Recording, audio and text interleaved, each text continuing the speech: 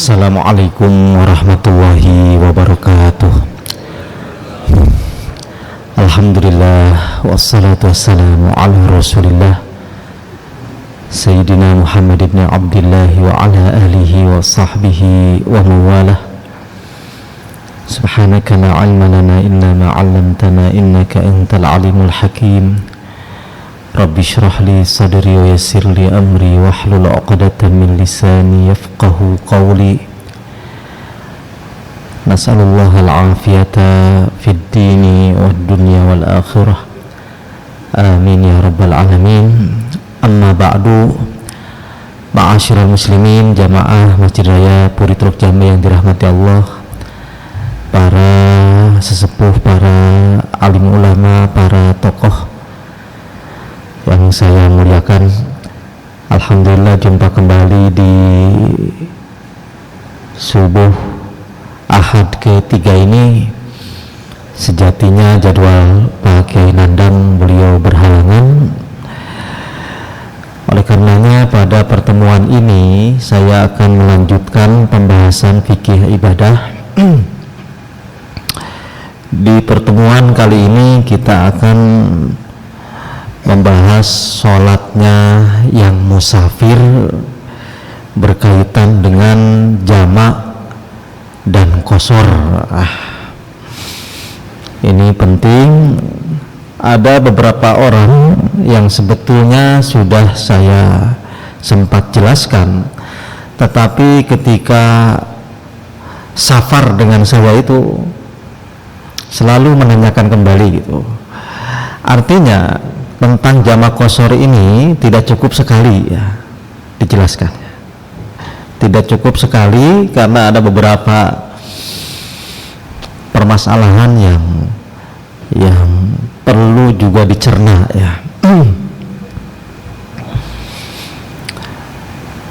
Dari kitab Al-Fiqhul Muyassar li Syekh Wahbah Az-Zuhaili rahimahullahu ta'ala wa nafa'ana bi'ulumihi fid dharaini amin. Al-matlabu tsani salatul musafir, salatnya orang yang bepergian.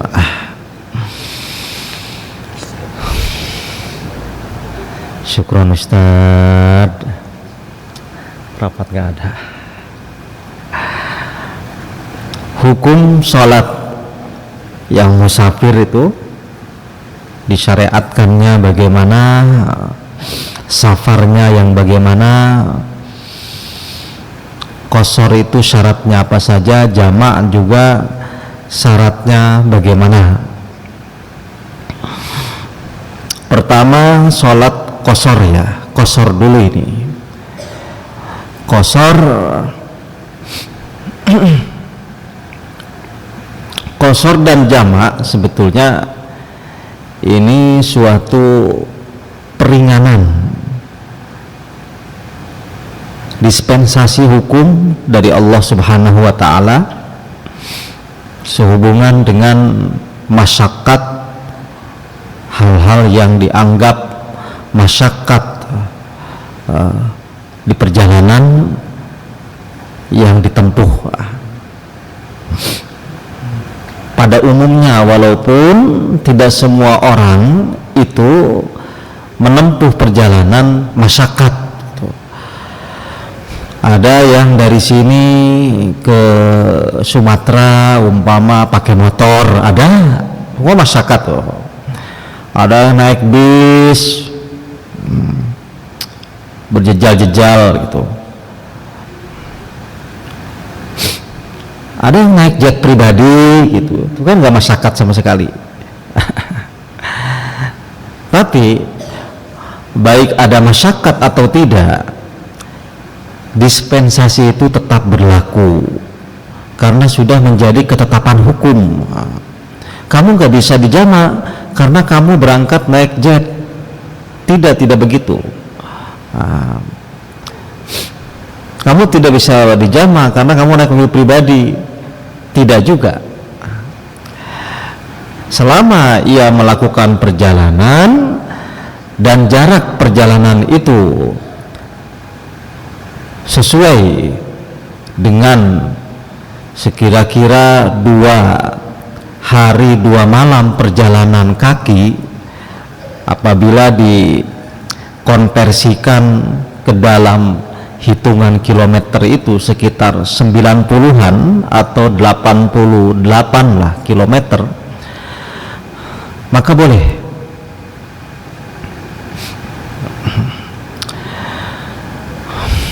Qala ta'ala fi kitabihil karim, a'udzu billahi minasyaitonir rajim, wa idza darabtum fil ardi falaysa 'alaikum junahun an taqsuru minas shalah.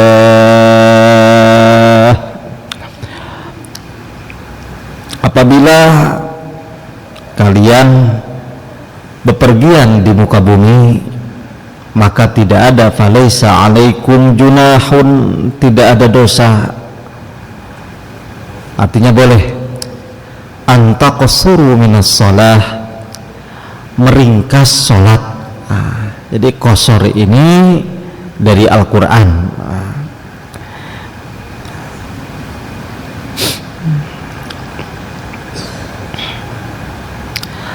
Adapun jamak antara 2 sholat, jamak pada 2 sholat, zuhur dengan asar, maghrib dengan isya, baik takdim maupun takhir, ini berdasarkan banyak riwayat hadis dari Nabi Sallallahu Alaihi Wasallam.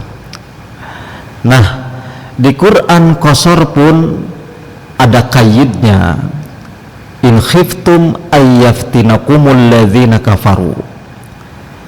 Kalian meringkas sholat jika khawatir kamu itu dibinasakan, mendapat bahaya dari orang-orang yang kafir, dalam arti berperang. Sehingga teks Quran itu dipertanyakan oleh Ya'la bin Umayyah.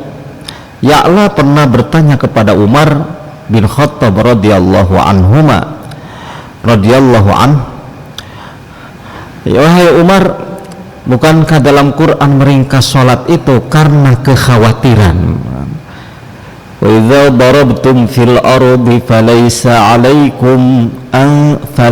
'alaikum junahun an taqsuru minas salati in khiftum, jika engkau takut.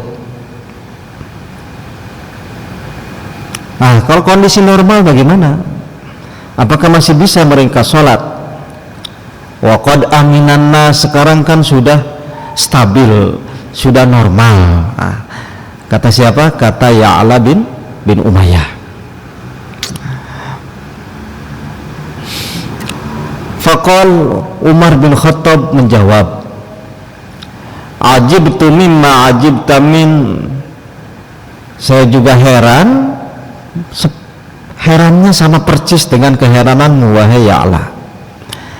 Kemudian saya pun pernah bertanya kepada Rasulullah Sallallahu Alaihi Wasallam bahwa meringkas sholat itu, mengqasar sholat, apa masih boleh dalam keadaan normal, tidak sedang berperang, tidak sedang merasakan kekhawatiran dari pihak musuh.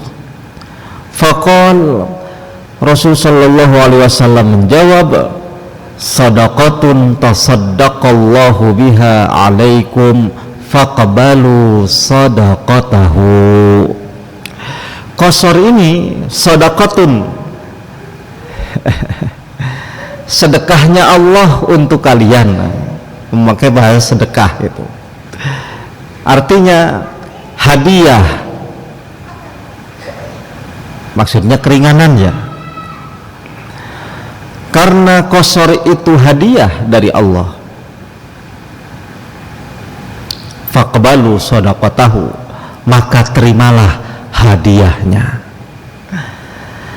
Atas dasar hadis ini, orang bepergian sebaiknya diqasar, itu lebih utama ketimbang zuhur 4 rakaat, asar 4 rakaat, lebih baik diqasar 2 rakaat.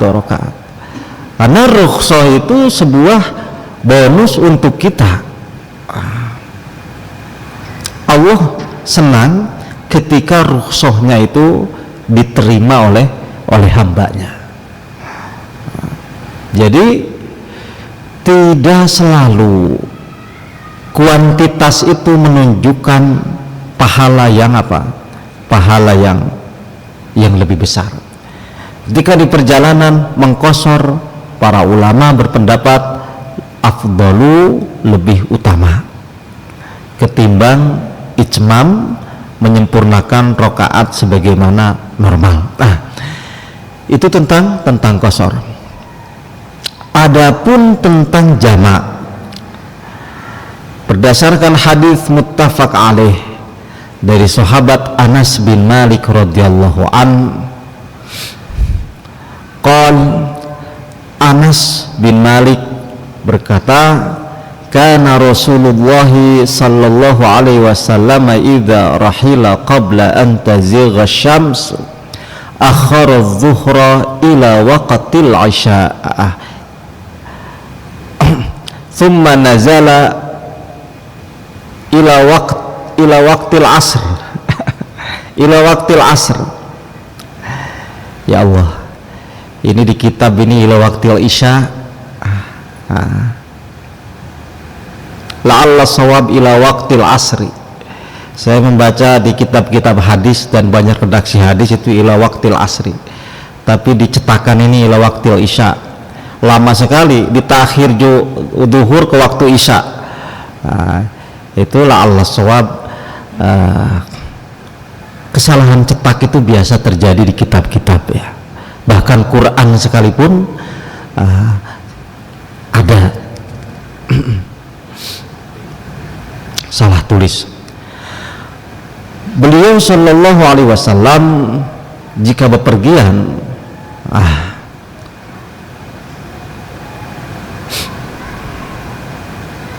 sebelum matahari zawal, artinya sebelum zuhur sudah bepergian, artinya ketika zuhur, sebelum zuhur sudah dalam perjalanan, beliau mengakhirkan sholat zuhur di waktu asar. Thumma nazala, kemudian ia berhenti di suatu tempat pada waktu asar sudah tiba. Yajma'u bainahuma, beliau menggabungkan sholat zuhur dan asar di waktu asar. Fa in zaghat qabla ayyartahila sallat dhuhra thumma rakaba. Apabila sudah masuk zuhur, beliau ini sudah masuk zuhur, belum atau tidak dalam keadaan di perjalanan, tapi zuhur sudah masuk, beliau sholat zuhur dulu dengan asar baru bepergian. Nah, di sini hadis ini ahli fikih berpendapat kapan sebaiknya kita jamak takdim, kapan sebaiknya kita jamak takhir. Apabila di waktu yang pertama kita masih di perjalanan, maka sebaiknya jamak takhir. Bapak berangkat dari sini jam 5 ke Bandung, adzan maghrib itu masih di perjalanan, sebaiknya ditakhir saja.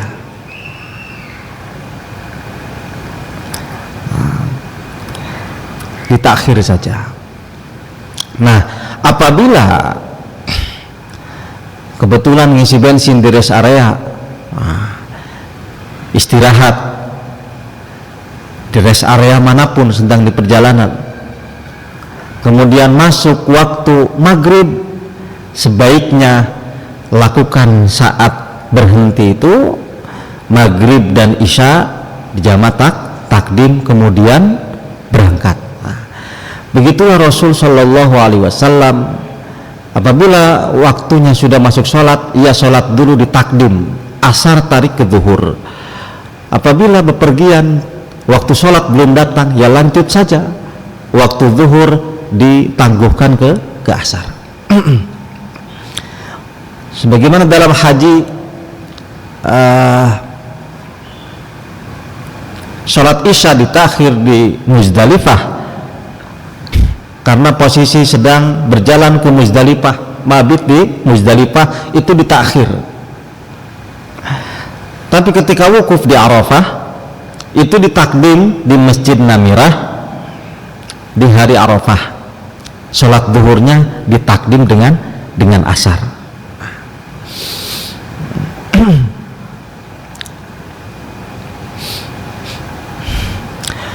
Warawat Tirmidzi an Ibni Umar annahu istughitha ala ba'di ahlihi fajadda bihi sayr fa akhara al-maghriba hatta ghaba asy-syafaq thumma nazala fajama'a bainahuma thumma akhbarahum anna Rasulullah sallallahu alaihi wasallam kana yaf'alu dzalika idza jadda bihi sayr.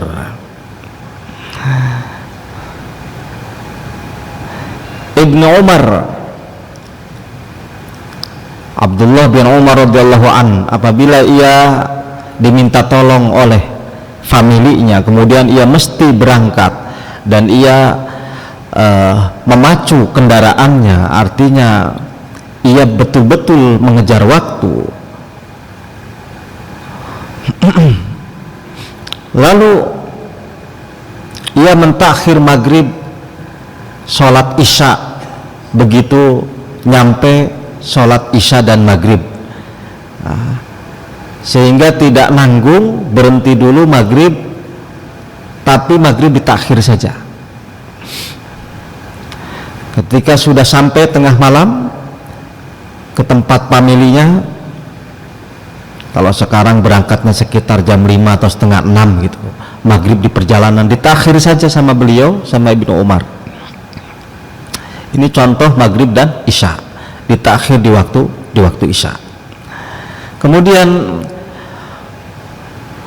Ibnu Umar ini memberitahu bahwasanya Rasulullah Shallallahu Alaihi Wasallam sering melakukan hal itu, idza jadda bihi sair, apabila beliau sedang memacu mengejar waktu dalam perjalanannya. Wa dzalika dalilun ala jawazi jam'i taqdimi wa ta'khiri fis safar.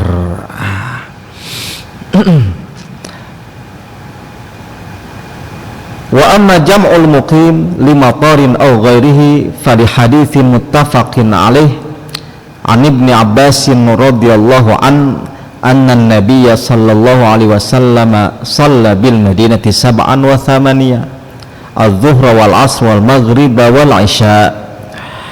Ada juga kebolehan menjama bagi yang mukim. Dalam keterangan hadis itu ketika terjadi hujan. Tapi ini pun syaratnya bukan sembarang hujan. Kemudian jika akan dijama tidak boleh sembarang jama.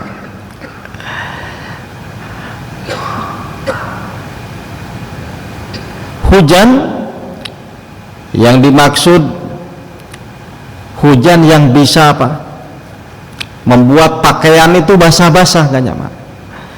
Jangan dibayangkan masjid seperti ini.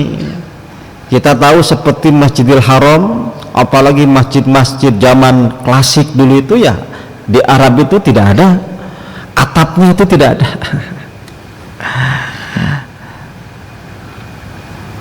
Ada atap di Masjidil Haram kan di kemudian hari, zaman-zaman kini saja. Dulu kan tidak ada.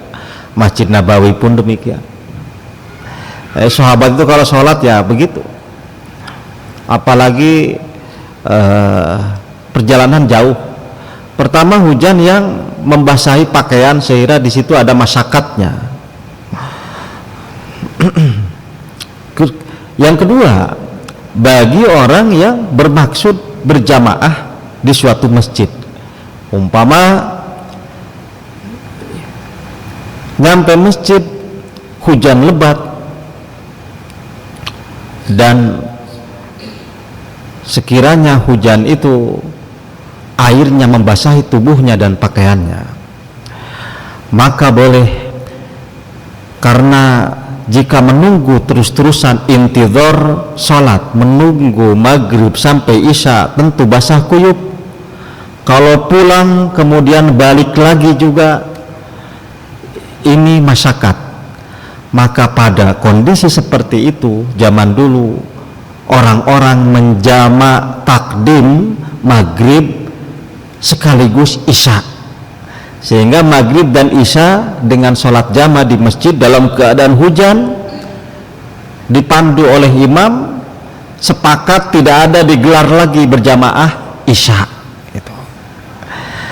Jadi kejamaah itu ya sudah, karena hujan nih kita kebasahan, ya sudah, terlanjur basah kita mandi saja dengan sholat maghrib dan isya sekalian. Sholatlah para jamaah dipimpin oleh imam. Setelah itu tidak memungkinkan isya pada datang lagi, pulang ke rumahnya masing-masing. Dan itu hanya bisa dilakukan dengan jamaah takdim saja, tidak bisa dengan jamaah takhir.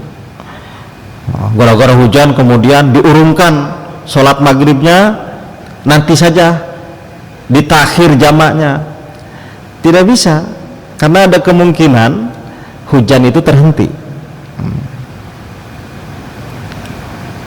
Tapi jika hujan tapi sholatnya berjamaah di rumah tapi berjamaah, dan ia tidak terkena efek dari hujan itu, maka tidak boleh melakukan jamaah walaupun jamaah takdim. Ini perlu diterangkan karena akan ditemui di antara udzur atau kebolehan menjama sholat adalah hujan. Nah, apakah di kita masih relevan? Tentu tidak. Wabil khusus di Masjid Raya ini yang ada atapnya, nggak tahu di masjid yang belum jadi. Dan bagi jamaah yang memang berangkat, lalu jika ia menunggu isya di situ masyakat, atau dia kembali ke rumah lalu berangkat lagi, juga itu dimungkinkan masyakat. Nah, itu untuk persoalan jama'ul mukim limatar ya. Wastadalla bihil qailun bijawazil jam'i mutlaqan limatarin aw ghairihi minal hajati bi syarti alla yattakhidha dzalika khalqan wa 'adatan mura'atan lil ayatil karimah innas salata kanat 'alal mu'minina kitaban mawquta.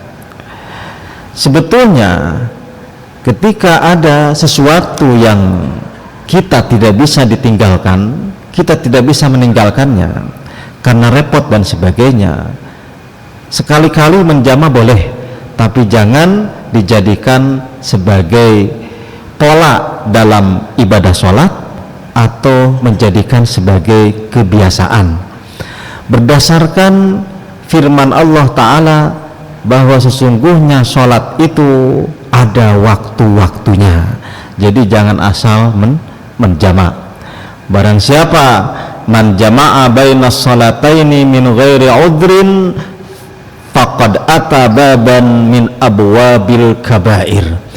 Barang siapa yang suka menjama' dua salat, zuhur dan asar, maghrib dan isya tanpa udzur, sungguh ia sudah melakukan atau menuju salah satu pintu dari pintu dosa-dosa besar.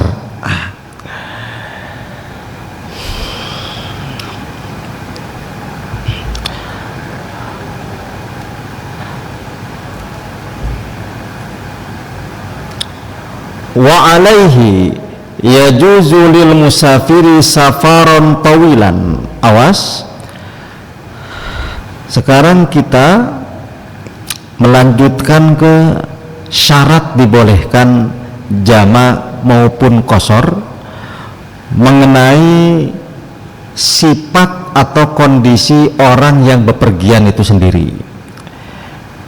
Yang pertama, hal itu dibolehkan, rukhsah itu diambil bagi musafir yang melakukan perjalanan jauh.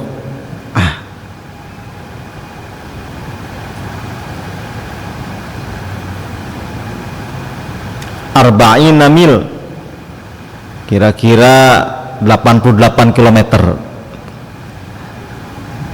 Dalam kitab-kitab Syafi'iyah seperti itu. Yang kedua, safaron mubahan, perjalanan yang dibolehkan, bukan perjalanan yang bertujuan maksiat.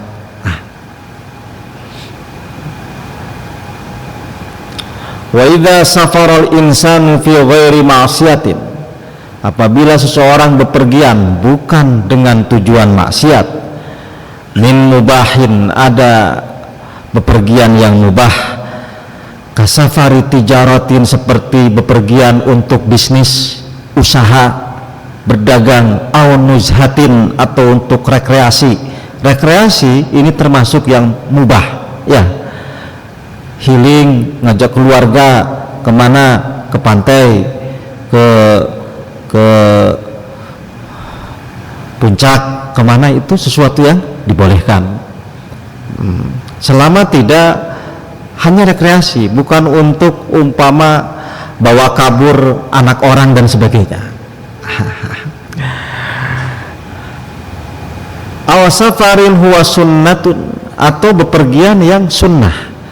Jadi bepergian pun hukumnya ada 5, ada yang mubah, ada yang makruh, ada yang wajib, ada yang sunnah, ada yang haram, tergantung niatnya. Apa yang sunnah? Seperti diziarati sholihin, menziarahi orang soleh, atau untuk silaturahmi, bertemu dengan ikhwan, saudara sedulur. Awasafari wajibin, atau perjalanan yang wajib, kasafari hajin, seperti berangkat haji maupun umroh.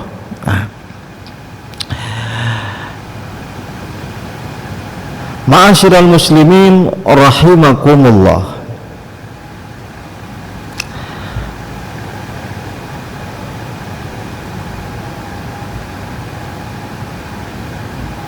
Selanjutnya, ia memiliki tujuan dalam perjalanannya. Tidak boleh menjama maupun mengkosor. Orang yang lontang-lantung bepergian tanpa tujuan, itu tidak boleh.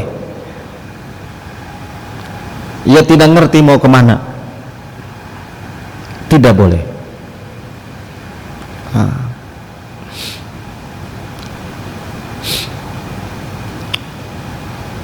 Jadi la budda min maqsadin ma'lumin li safarih, sehingga ia bisa mengkosor maupun menjamak setelah memiliki estimasi jarak. Ya, estimasi jaraknya, oh ke Bandung 100 kilo, berarti kita jamak dan kosor. Kalau ngejar-ngejar orang, nggak tahu mau kemana, dikejar ke barat, orangnya pergi lagi ke timur, pergi lagi ke selatan, gak karuan. Dalam posisi itu ia tidak tahu berapa mengestimasikan jarak yang akan ditempuhnya, maka dalam kondisi seperti itu tidak boleh menjamak maupun mengkosor. Apa alasannya? Karena ia tidak bisa menjamin bahwa perjalanan itu jaraknya bisa memenuhi standar jamak dan kosor. Orang tujuan akhirnya tidak tahu, bagaimana bisa mengestimasi jarak yang akan ia tempuh. Hadirin rahimakumullah, syurutul qasar, syarat sholat qasar. Pertama, sholat qasar untuk sebangsa sholat yang 4, duhur, asar, dan isya. Maghrib, subuh tidak. Lil haditsil muttafaq alaih, berdasarkan hadis muttafaq alaih, an Aisyah radhiyallahu anha, qalat awwalu ma furidatis salatu rak'atain. Awas, yang pertama kali diwajibkan sholat itu 2 rakaat. Fa aqarrat salatus safar wa tammat salatal hadar. Nah, maka 2 rakaat ini menjadi bilangan yang diakui dalam sholat bepergian, sholat safar, dan disempurnakan bagi orang yang sedang mukim tidak melakukan safar. Bilangan-bilangan lebih dari 2 rakaat. Fatuksarus salatu ruba'iyatul mu'addatu fi safarit tawilil mubahi raka'atain. Maka diringkaslah sholat yang sebangsa 4 rakaat yang dikerjakan di saat bepergian yang jauh jaraknya, yang mubah bepergiannya, menjadi 2 rakaat. La subha wal maghrib, tidak untuk subuh dan maghrib. Syarat qashar itu ada 4, bisyuruti arba'atin, dengan syarat yang 4. Yang pertama, al-ilmu bi jawazil qasri, adanya pengetahuan bahwa qashar dibolehkan. Barang siapa yang meringkas, saya sholat duhur tapi mau 2 rakaat saja, atau saya sholat duhur dan asar mau sekaliguskan saja, bukan karena pengetahuan bahwa itu adalah rukhsah, ini adalah jama, tapi karena malas umpama, atau karena ingin dirapel saja, saya sholatnya mau dirapel, maka tidak sah. Oleh karenanya tidak sama orang yang ngerti hukum dengan yang tidak. Bapak sholat 2 rakaat sah karena tahu alasannya, tahu tata caranya. Orang yang tidak belajar, coba-coba sholat duhur 2 rakaat meskipun ia sedang bepergian, males saya, buru-buru, cepet-cepet, takut ketinggalan bis, sholat duhurnya jadi 2 rakaat saja, hanya karena takut ketinggalan, maka tidak sah sholatnya. Kenapa? Karena tidak tahu ilmunya bahwa itu adalah qashar, tidak tahu syaratnya, tidak tahu landasannya. Berdasarkan keumuman Al-Quran, la yastawi alladzina ya'lamuna walladzina la ya'lamun, tidaklah sama orang yang ngerti dan orang yang tidak mengerti. Kembali bahwa syaratnya qashar itu tahu kebolehan qashar, bukan karena bermain-main dengan meringkasnya sholat, bukan pula karena kemalasan, bukan pula karena mengejar waktu semata. Yang kedua, wa alla yaqtadi bimuqimin bimuqimin aw bimutimmin walau safiran mislah.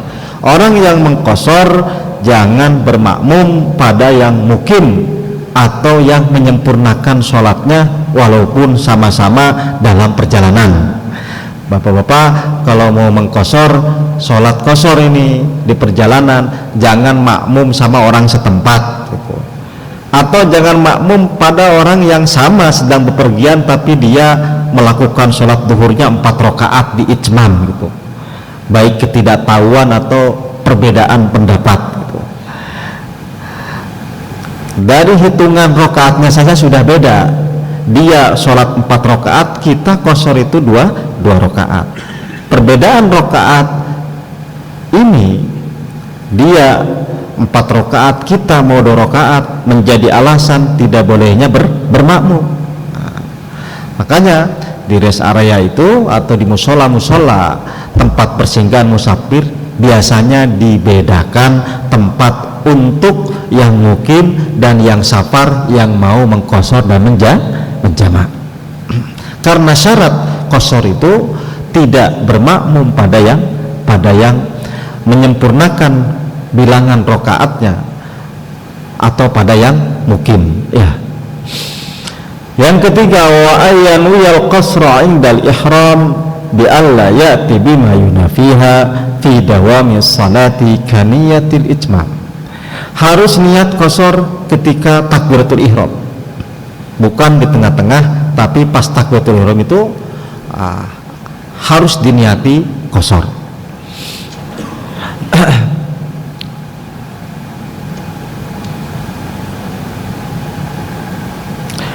Yang keempat, yang terakhir, wa ayyadu ma safaruhu min awwalis salati ila akhiriha ay kaunuhu musafiron fi jami'i salati ay ila tamami thaniyah. Posisinya ketika melakukan qasar, perjalanannya ia masih betul-betul di perjalanan, tidak rokaat pertama takbir di perjalanan, rokaat kedua sudah sampai pulang ke tempatnya, itu tidak sah. Umpama di kendaraan dilakukan, kan mungkin terjadi. Walau qama kaunuhu musafiran fi jami'i sholatih, seandainya ketika sempurna sholat kedua ay ila tamami thaniyah falau nawal iqamata minha aw balagat safinatahu dara iqamatihi aw balagat safinatuhu dara iqamatihi atamma. Ya sholat di perahu umpama atau sholat di helikopter, Allahu Akbar masih di Jakarta, karena jet lah, helikopter kan lambat. Ketika rakaat kedua si jetnya itu sudah mendarat di halaman rumahnya. Assalamualaikum, assalamualaikum, sudah nyampe rumah, tidak sah.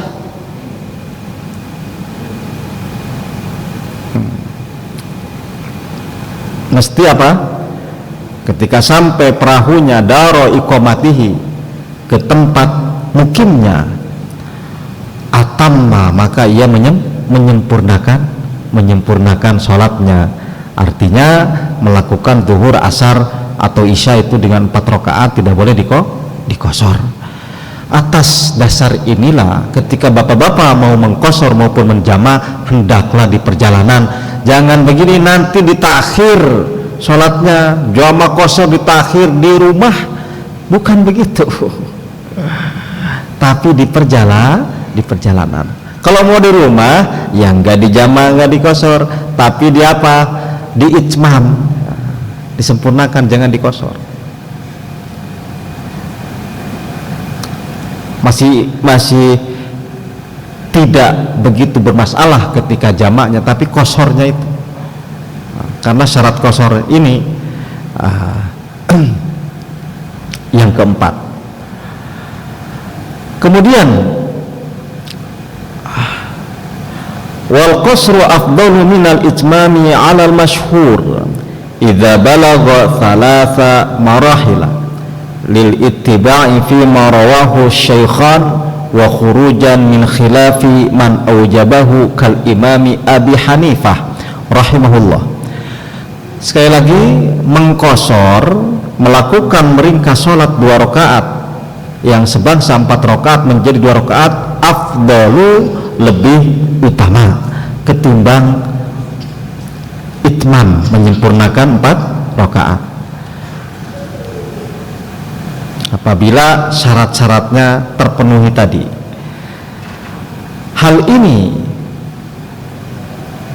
ittiba' sunnah Nabi Shallallahu Alaihi Wasallam berdasarkan riwayat yang muttafaq alaih dan keluar dari perselisihan para ulama, wabil khusus Imam Abu Hanifah rahimahullahu ta'ala, di mana menurut beliau ketika orang bepergian di perjalanan hukumnya malah wajib mengkosor menurut pendapat Abu Hanifah. Malah menurut pendapat Abu Hanifah, seorang musafir tidak diperkenankan mengitmam sholatnya. Nah, ada ulama yang lain termasuk Syafi'iyah, ya boleh-boleh saja. Hanya kalau dikosor itu lebih utama. Tapi Abu Hanifah malah wajib. Sebaliknya Abu Hanifah malah tidak ada menurut Abu Hanifah istilah jamak. Jamak disyariatkan itu zuhur digabung dengan asar di waktu zuhur di waktu asar, isya dilakukan di waktu maghrib dilakukan di waktu isya. Menurut Abu Hanifah itu hanya berlaku ketika hajian, bukan karena alasan perjalanan.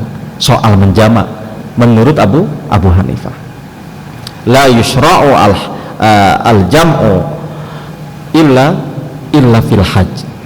Seperti tadi di Muzdalifah takhir maghrib dan isya, kemudian di Yaum Arafah di Masjid Namirah takdim zuhur dan asar.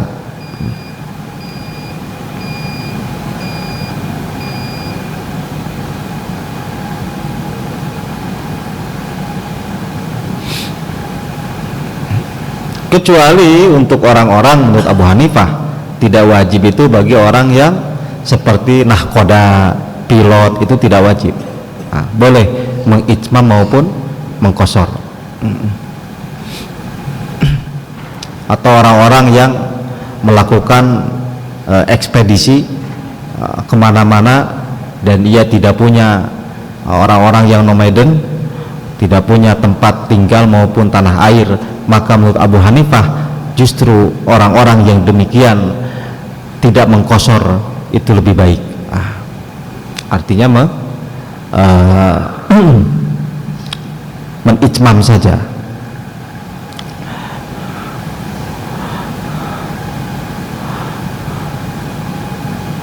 Nah, kembali Syafi'iyah dan jumhur ulama mengkosor afdol ketimbang itmam.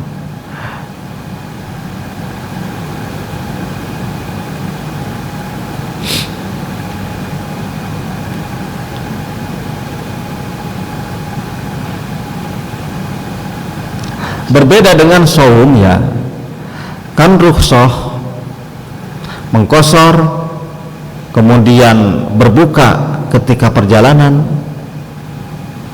lalu bolehnya mengusap khuf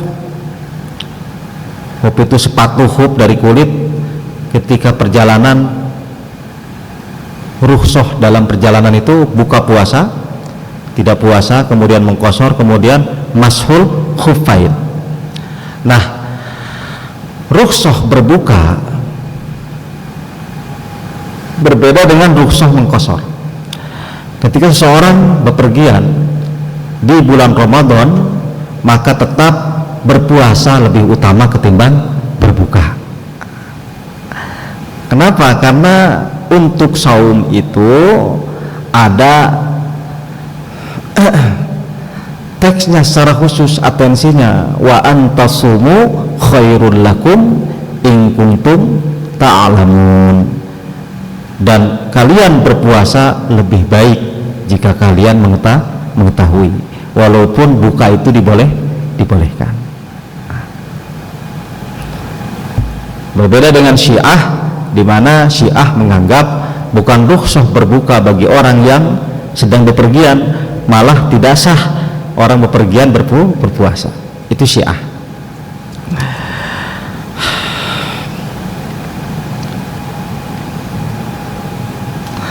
Jamaah rahimakumullah, itu saja yang kami sampaikan.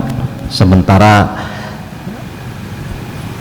jika ada yang ditanyakan dipersilahkan, jika tidak bisa ditutup. Alhamdulillah, syukurillah apa yang disampaikan oleh guru kita, mudah-mudahan ini menjadi ilmu buat kita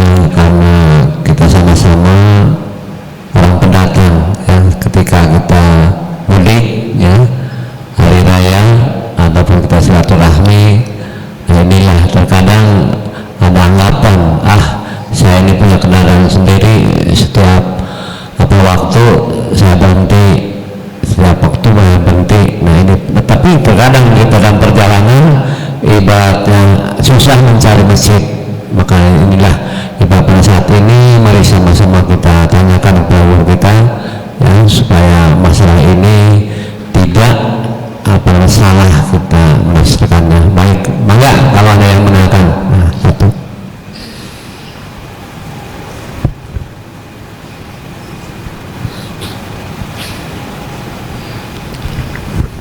Assalamualaikum warahmatullahi wabarakatuh. Waalaikumsalam. Ustadz, saya ini perjalanannya jauh sekali dari Kerawang sampai ke Surabaya. Berangkat jam 9 naik Jayabaya kereta api sampai di Surabaya jam 8 malam. Duhur lewat, asar lewat, maghrib lewat. Itu jamaknya bagaimana? Terima kasih. Asar lewat, duhur lewat. Duhur lewat, masih jam 9 belum duhur. Asar lewat, maghrib lewat, sampai di sana Isya. Terus sholatnya gimana Bapak? Sholatnya bagaimana ini? Asarnya gimana? Ya. Enggak, saya bertanya ini, mohon maaf. Yang sudah Bapak sholatnya bagaimana? Saya di kereta api itu Pak. Apa? Di kereta api. Oh, jadi kereta api jadi Jayabaya. nunggu kereta sampai aja sholatnya gitu Bapak? Iya. Oh, kalau iya. akhirnya kereta berhenti, itu pun waktunya pendek sekali. Baik. Atau ada teman di sebelah itu yang sholatnya pakai kode gitu ya, tayamum, apa itu lebih bagus barangkali. Baik. Terima kasih. Baik, siapa lagi? Pak. Asar lewat, duhur lewat, isya lewat, Cirebon lewat ya, Brebes juga lewat gitu. Pak Ustadz, izin bertanya terkait menjamak salat. Apabila kita dalam keadaan hajatan, banyak tamu gitu loh, kemudian istilah kata undangannya setelah maghrib sampai dengan isya, namun berhubung jam 5 itu sudah banyak tamu, jam 5 sore banyak tamu terus itu, apakah boleh kita menjamak sedangkan kita tidak dalam perjalanan, sama dengan waktu zuhur? Apakah saat ada tamu, kita kan banyak tamu, bolehkah kita menjamak zuhur dan asar jadi satu gitu? Makasih Pak. Sama-sama ya. Baik.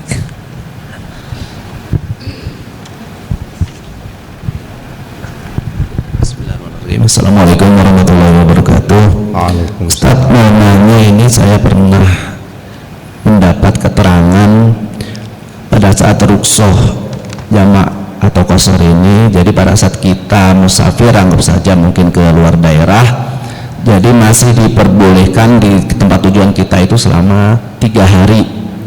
Jadi masih mendapat keringanan ruksoh itu. Apakah itu ada keterangannya atau tidak? Itu saja sih. Terima kasih. Assalamualaikum warahmatullahi wabarakatuh. Waalaikumsalam. Mangga ya, Bapak. Ibu-ibu ada, Bu? Nah, ibu-ibu biasanya yang hajatan lebih repot lagi, Pak Supri. Assalamualaikum warahmatullahi wabarakatuh. Waalaikumsalam. Pak Ustad, kalau yang sholat qasar itu kan diperbolehkan 90 kilo atau 88 kilo ya. Itu kan kalau kita perjalanannya itu, kalau dulu memang bisa mencapai sampai yang ditentukan, tapi karena ada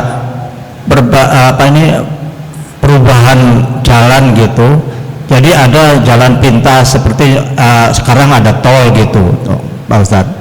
apakah itu masih berlakukah sholat qasornya itu apa enggak gitu. Jadi karena ada jalan pintasnya kurang daripada yang telah ditentukan, yang pertama. Yang kedua itu masalah kalau kita udah sholat qasar luhur gitu ya, luhur sama asar kita kerjakan, ternyata kita udah sampai rumah, sholat asarnya belum masuk, apakah kita itu bisa mengerjakan sholat asar atau kita udah gitu aja ya, karena kita udah qasar gitu dari luhur sampai asar itu. Sudah jamak sudah digabungkan sholatnya tadi ya, udah digabungkan. Iya. Tapi asar pas nyampe ke sini sholat zuhur sama asar udah gabung, kita udah kerjakan di sholat qasar takdim. Tapi sampai di rumah ternyata sholat asar ini belum masuk, baru jam 2-nya ya gitu. Apakah itu kita kerjakan sholat asar karena kita udah sampai di rumah gitu? Makasih. Assalamualaikum warahmatullahi. Waalaikumsalam. Ibu-ibu ada? Bu? Kan ada lagi Pak? Biasa ya Pak, Haji Saleh nih.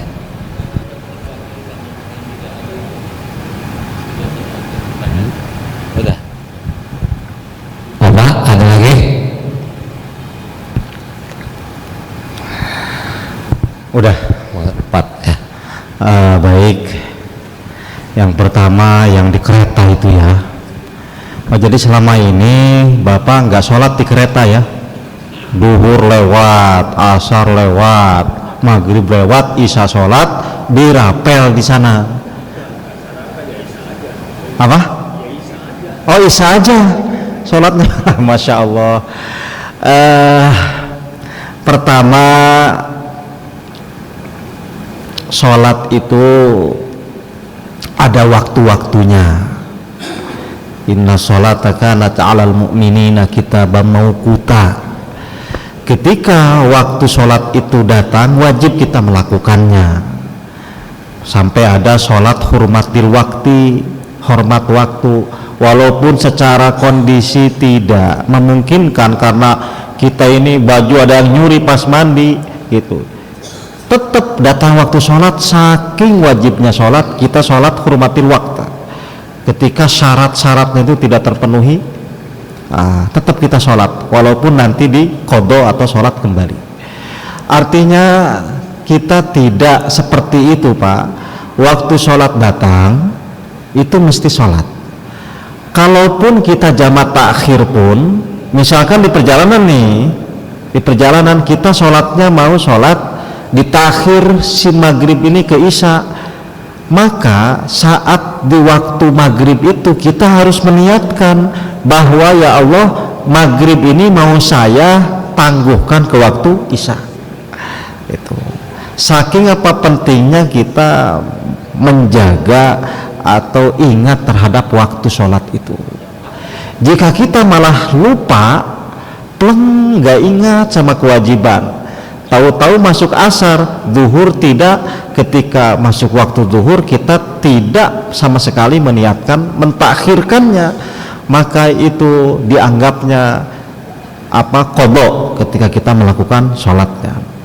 Jadi ketika kita di kereta maupun di pesawat, maka sholatlah di pesawat maupun di kereta itu baik tayamumnya. Ada toilet kan? Sebetulnya selama bisa dengan air, maka dengan air saja. Lalu bagaimana kiblatnya? Kiblatnya ketika sholat di kendaraan, itu paling tidak kita madhep kiblat pas takbiratul ihramnya saja. Selebihnya gimana kendaraannya saja.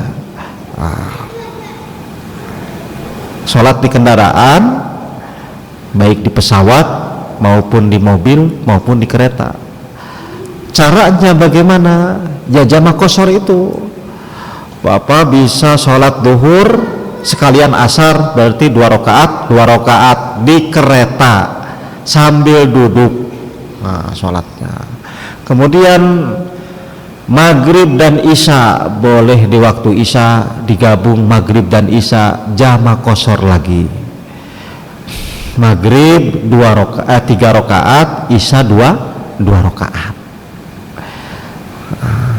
Artinya kenapa ada sholat musafir? Supaya jangan sampai sholat safar. Kita hanya melakukan sholat ketika nyampe itu, tapi kita juga harus bisa sholat dalam perjalanan. Ya, ke depan gitu aja, jangan dilewat sholatnya. Jadi sholat di kendaraan itu harus dibiasakan. Bagaimana nanti kalau ke Eropa perjalanan misalkan 12 jam, bisa seharian gak sholat. Kalau nggak biasa ya biasa. Nah, kalau saya sekiranya memungkinkan ke air, walaupun di pesawat saya wudhu dengan air gitu. Nah, kalau udah gak bisa sama sekali baru tayamum gitu. Ya sebetulnya debu ada di mana saja sebetulnya. Di depan kita, di kaca itu debu ada, gak mesti kelihatan, tempelkan saja sudah niat tayamum, itu ada debunya. Di samping ulama ada yang berpendapat bahwa tempelkan pada sesuatu yang berasal dari unsur tanah seperti kekayuan atau yang lainnya. Jadi ke depan lakukan saja dengan jamak qashar sholat itu. Jangan nunggu di apa? Karena itu yang ditinggalkan, yang lewat itu masih wajib, Pak. Wajib itu. Gitu ya, Pak ya? Gitu. Tata cara sholatnya banyak. Sholat duduk. Yang penting dengan isyarat takbir, kemudian baca Fatihah, kemudian ketika ruku kita ruku, ketika sujudnya itu yang penting membungkukkan kepala lebih rendah daripada ketika ruku. Sama persis ketika kita sholat ketika duduk karena sakit atau karena apa, begitu. Hanya bedanya tidak duduk iftiros kakinya, hanya posisi setengah badan ke atas itu sama. Kaki selonjor aja ke bawah, sebagaimana orang yang sholat duduk di atas kursi.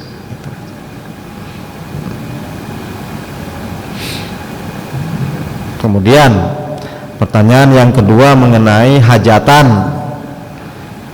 apalagi ibu-ibu ya make upan sebagaimana. Ini bukan soal make up dan sebagainya, tapi repot ya tamu. Nah ini kalau untuk jamak, tidak untuk qashar ya, untuk jamak saja dibolehkan sesekali karena ada hajat.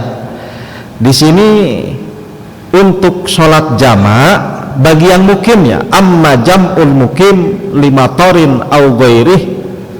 Nabi juga pernah sholat di Madinah menjamak, berarti beliau mukim, tidak sedang safar. Ini hadisnya muttafaq alaih dari Ibnu Abbas. Shalla bil madinati sab'an wa thamanian. Sab'an dalam arti 7, maghrib dan isya. Thamanian 8, zuhur dan asar, 4. Beliau tidak mengqashar kalau mukim, tapi pernah menjamak sekali-kali karena ada suatu hajat. Nah ini wa fi lafdhin, dalam lafad hadis yang lain, min ghairi khaufin wala safarin. Nabi pernah menjamak di Madinah ketika mukim, tidak dalam keadaan kondisi peperangan maupun dalam keadaan perjalanan. Hal ini menjadi dasar bolehnya jamak karena hajat au ghairihi minal hajat, dengan syarat alla yattakhidha dzalika khalqan wa adatan, asal jangan menjadi kebiasaan, artinya tasahul, menganggap remeh.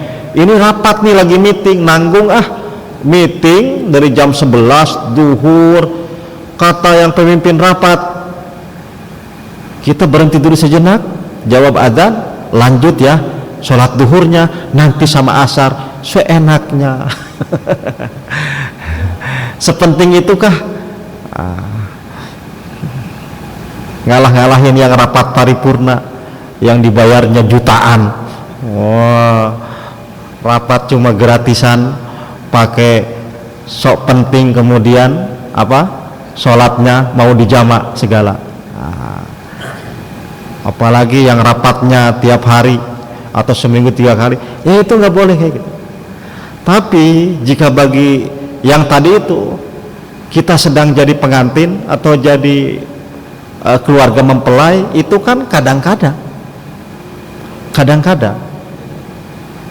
seandainya mau menjama silahkan, asal jangan jadi kebiasaan. Atau orang yang tamunya tiap hari membeludak, kemudian tiap hari menjama, itu tidak boleh, karena nanti akan menjadi kebiasaan dan pola dalam ibadah. Intinya boleh, tapi jangan dijadikan sebagai pola ibadah maupun kebiasaan. Apabila menjadikan pola dalam beribadah di jamaah terus terkebiasaan, maka ia mendatangi satu pintu dari pintu dosa besar.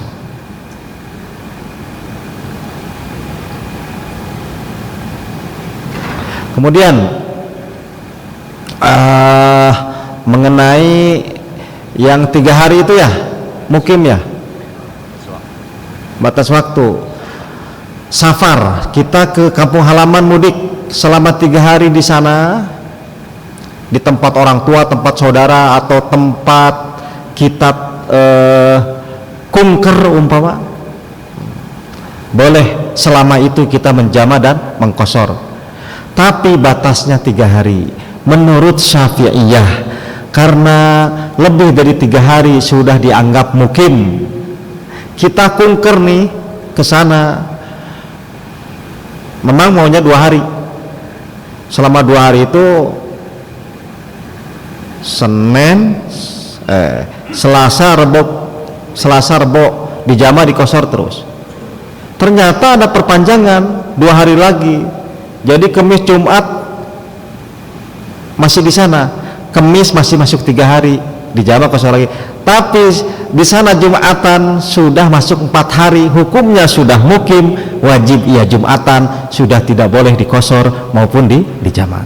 Menurut Syafi'iyah 3 hari, walaupun menurut madhab yang lain ada yang lebih dari itu, ada yang seminggu, ada yang 20 hari, berdasarkan keterangan yang banyak. Tapi Syafi'iyah lebih ketat. Intinya saya jawab betul, itu ada landasannya, beberapa riwayat mengatakan demikian, dan itu riwayat yang dianggap dijadikan sebagai landasan bagi pendapatnya Syafi'iyah, ulama-ulama Syafi'iyah. Betul.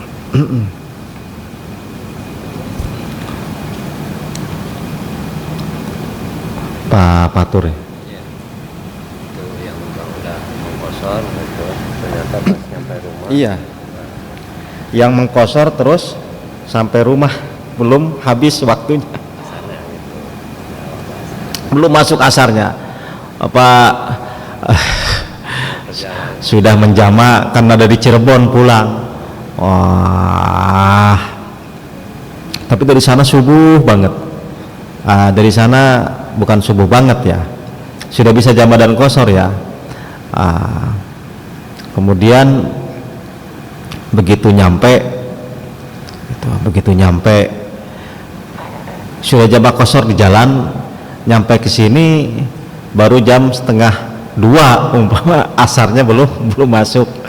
Nah, syarat di jama itu gitu, habisnya waktu sholat yang kedua, habisnya waktu sholat yang pertama ketika ia sampai ke tujuan. Jadi sekiranya nyampe ke tujuan waktu zuhur belum habis, ya maka tidak menjama dengan asar. Sekiranya misalkan nyampe rumah itu waktu sholat pertama, yaitu sholat zuhur, itu tidak akan habis, artinya belum masuk waktu asar, maka tidak menjamak.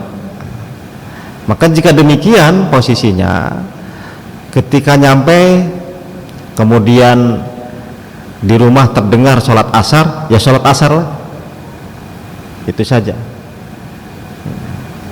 Ya gimana, belum masuk,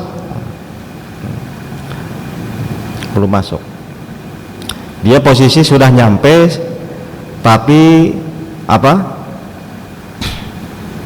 waktu asar belum masuk. Artinya ketika waktu asar itu masuk, ia sudah ada pokok posisi mukim, ya sudah di posisi mukim. Lalu beliau ada dua pertanyaannya mengenai jarak, ya. Jarak tempuh menjadi patokan, Pak. Patokan untuk mengambil rukhsah itu. Qashar, jama, jarak tempuh, ya, bagi yang alasannya perjalanan. Kalaupun sekarang ada tol, ada jalan tikus dan sebagainya, ada jalan tikus, jalan apalagi gitu, ya tinggal dihitung saja apakah dengan tol itu tetap memenuhi jarak 88 km atau tidak gitu. Misalkan dari sini ke Bandung atau ke Cikalongwetan, dulu jalannya jalan provinsi, ya, yang lewat perkebunan Purwakarta itu mungkin bisa secara total itu bisa 90 umpama atau 80 km. Dengan tol itu memang lebih ringkas. Dengan tol itu dari sini ke sini kan kilometer 51 ya kita koordinatnya. Sana itu 100, atau Cikalongwetan sebelum Padalarang itu ya 112-an.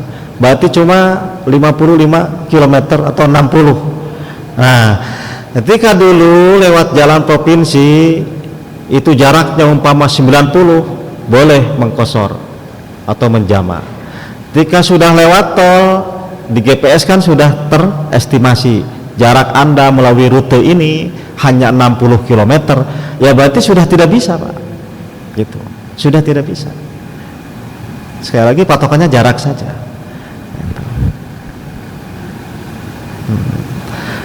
Lain dengan waktu tempuh. Waktu tempuh itu tidak menjadi ukuran, tidak menjadi ukuran. Misalkan ke Surabaya jadi 2 jam, dari Jakarta kalau darat bisa 10 jam atau 9 jam, ya tetap saja bisa dijama, bisa diqashar. Tapi dengan catatan seperti tadi itu, jika kita dengan jet pribadi zuhur dari Jakarta gitu diqashar, ya, tapi kalau dijama sekiranya nyampe ke sana cuma jam 1:30 karena cepat sekali, ya tidak usah dijama, tidak sah menjamanya karena ketika sampai belum habis waktu zuhur gitu. Tapi kalau mengqashar ya sudah boleh gitu. Jadi ada syarat tersendiri untuk menjama itu, diantaranya sampai tujuan waktu sholat pertama habis. Dengan pengertian tujuan itu tempat kita mukim, ya, tempat kita mukim, awas. Tapi kalau kita berangkat yang dimaksud nyampe tapi asar belum masuk itu masih kita tempat safar, tempat kunker, tempat rekreasi, tempat apa ya? Ya berarti sudah sah jamak kita. Nah, yang saya maksud tidak sah menjamak apabila waktu asar belum masuk kalau kita nyampe rumah kita tempat mukim, Pak. Ya. Nah, kita rumah mukim di sini, blok di Puritruk Jambe. Nah, kemudian kita safar ke Bandung karena kita jalan kosong, kemudian ke rumah saudara ya, atau jenguk anak kuliah. Kita sudah menjamak zuhur dan asar. Nyampe Bandung ke tempat anak kita kuliah, asar belum masuk. Kita sudah di tempat anak kita adzan asar, ya udah sah itu mah, karena itu masih tempat safar. Jamak kosornya sah. Yang dimaksud tidak sah menjamaknya tadi apabila kita sampai rumah belum masuk asar. Ya, bisa dibayangkan ya.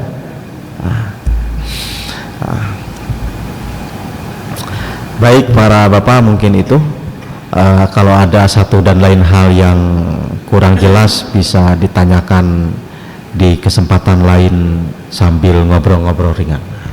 Mudah-mudahan ini menjadi pengingat kita. Silakan. Jazakallah, baik